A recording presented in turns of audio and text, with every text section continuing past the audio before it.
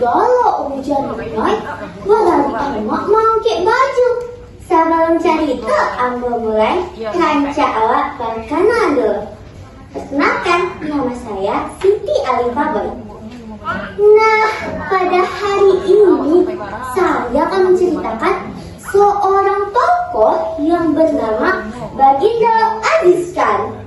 Beliau adalah pemimpin yang gugur dan menyelamatkan Kota Padang. Baginda Aziz Khan adalah seorang guru dan juga pejuang kemerdekaan Republik Indonesia. Beliau lahir pada tanggal 3 September 1910 di Kampung Alangwawe.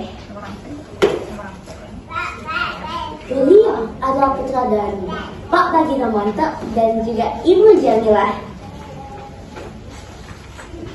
Kedua orang tuanya berasal dari Kurataji, wilayah Pariaman sana. Dulu ketika kecilnya Baginda Aziz Khan pernah bersekolah di HIS Kota Padang dan tamat pada tahun 1926. Beliau pun melanjutkan pendidikannya ke Mulo dan tamat pada tahun 1929. Baginda Aziz Khan pun menyambung pendidikannya ke AMS di Jakarta. Nah, disitulah beliau bertemu dengan Raden Ayunis Atisa yang menjadikannya istri. Ketika beliau menjalani pendidikannya, beliau mendengar kabar bahwa kedua orang tuanya meninggal dunia. Tapi hal tersebut tidak membuat beliau menyerah akan pendidikannya. Beliau tetap mengingat apa yang diucapkan oleh ayahanda tercinta.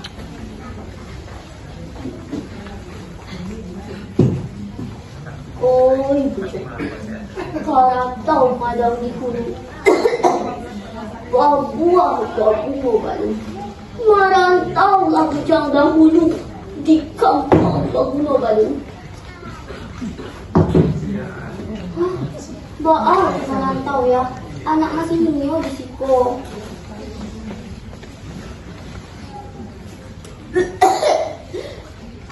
Tidak rusak tinggi-tingginya. Dia awak Bagulo di kampung itu. Ingatnya awak orang Minang. Di mau dipindah di sinan langit ujung-ujung. Buatlah pandangan elok dimak-dimak saja.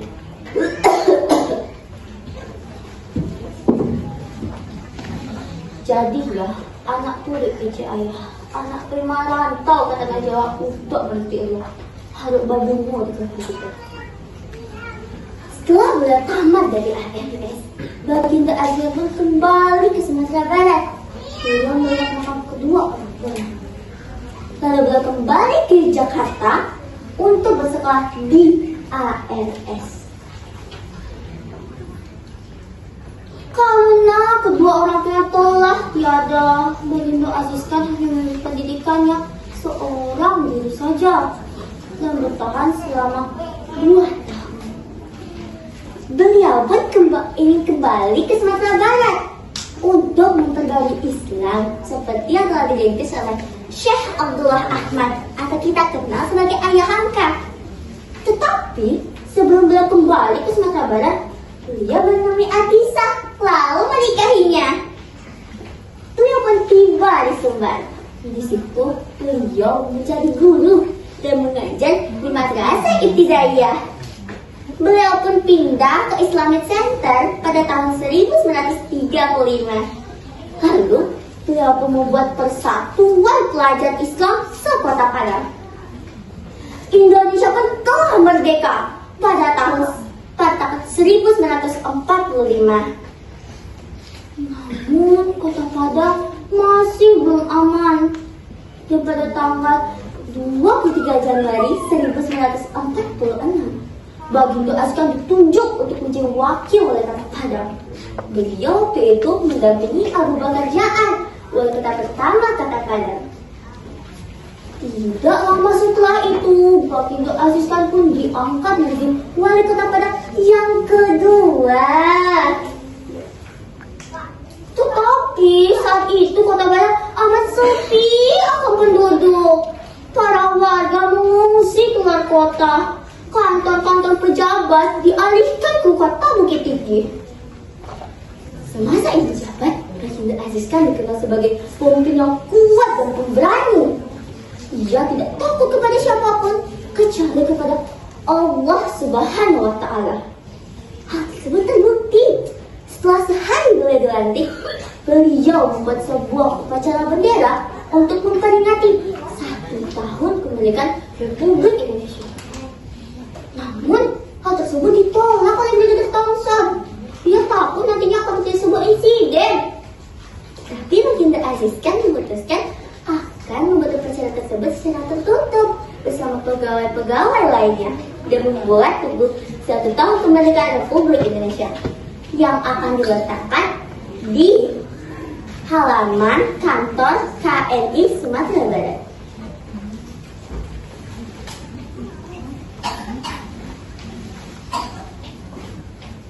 Wahai Brigadier Thompson, tahukah engkau betapa hangatnya hatiku mengingat hari itu akan tiba?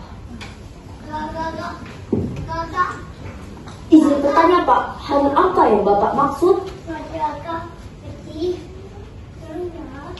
Hari di mana 1 tahun kemerdekaan Republik Indonesia. Kita tidak boleh berdiam saja. Kita harus merayakan hari tersebut dengan sebuah upacara bendera. Maaf Pak, tapi saya takut akan Cahaya padam untuk memberitahu kepada masyarakat setempat bahwa Indonesia telah memiliki kemajuan. Pada tahun 1947 telah kota Padang semakin memburuk. Penangkapan dan penggeledahan kembali dilakukan. Padahal pada tanggal 25 Maret 1947 telah ditandatangani perjanjian Linggarjati. Namun hal tersebut dilanggar oleh pemerintah Belanda. Bahkan yang merubik-rubik isi perjanjian tersebut. Kegawatan semakin melonjak. Lebih parahnya, barisan tentara istimewa polisi ditarik kembali ke Bukit Tinggi dan ibu kota kembali dialihkan ke Bukit Tinggi. Pada tanggal 15 Juli 1947 telah dikabarkan bahwa Baginda Aziz Khan tewas terbunuh. Hal tersebut dikabarkan oleh Joni Anwar kepada Residen Sultan Muhammad Rashid melalui telepon interlokal. Saat itu, Baginda Aziz Khan akan dimakamkan di Taman Makam Kasih Ahmed dekat Pantai Padang situ. Tapi pemerintah tak ingin itu terjadi. Pemerintah menginginkan Baginda Aziz Khan dimakamkan di Taman Makam Pahlawan Bahagia Bukit Tinggi, Sumatera Barat. Teman-teman, tahu tidak betapa tragisnya kejadian tersebut? Kejadian tersebut bermula saat Baginda Aziz Khan beserta istri dan rombongannya ingin berpergian ke Padang Panjang. Namun, tibanya di tengah jalan, kendaraan beliau dihentikan oleh pos pengawal Belanda. Tidak lama setelah itu, datanglah mobil Belanda. Baginda Aziz Khan dipaksa naik untuk ke dalam mobil. Terlihat dengan jelasnya Belanda duduk di belakang dengan sebuah benda tajam yang dilapisi dengan kertas. Ternyata kecurigaan tersebut terbukti saat dilihat jasad beliau dipenuhi dengan luka-luka benda keras. Untuk menutupi bukti, Baginda Aziz Khan ditembaki dengan senjata api. Betapa hati takkan pilu telah kubur pahlawanku. Betapa hatiku tak akan sedih, hamba ditinggal sendiri. Teman-teman, atasnya saja Baginda Aziz Khan dianugerahi sebuah monumen yang tersebar di beberapa daerah. Salah satunya di atas Simpang Lapai. dan juga di perkarangan Taman Melati. Baginda Aziz dikenal sebagai pemimpin yang kuat dan pemberani. Ia juga memiliki sikap yang pantang untuk mundur.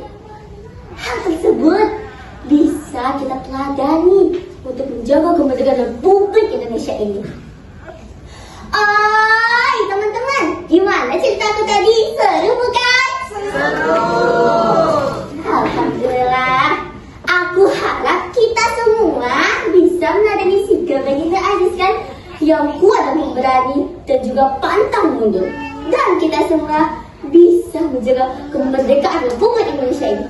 Merdeka! Saya, Siti Alifaboy, undur diri ya. Jika ada kata-kata yang salah, mohon dimaafkan ya. Wabillahi taufiq wal hidayah. Wassalamualaikum warahmatullahi wabarakatuh.